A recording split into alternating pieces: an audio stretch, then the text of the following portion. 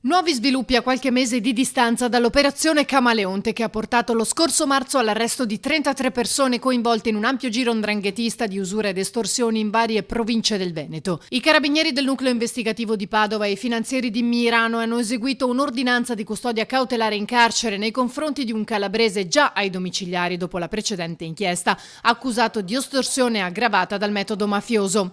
4 le persone indagate, tra cui un notaio padovano accusato di concorso in estorsione. È un dato che ci ha un po' preoccupato e ci preoccupa perché è la prima volta che nelle nostre indagini emerge un pubblico ufficiale con delle caratteristiche particolari come un notaio, quindi è chiaro che gran parte delle transazioni passano attraverso i professionisti, passano attraverso anche i notai. È la prima volta, non avevamo mai avuto elementi per indagare un notaio e questo è un dato che va sottolineato proprio per la pericolosità e per la capacità di penetrazione che ormai ha la criminalità organizzata in Veneto. Questo non è l'unico aspetto preoccupante rilevato dal procuratore. Finora le inchieste che abbiamo svolto sono svolte anche con il diretto coinvolgimento probatorio, nel senso che hanno collaborato degli imprenditori. In questo caso pericolosamente abbiamo notato invece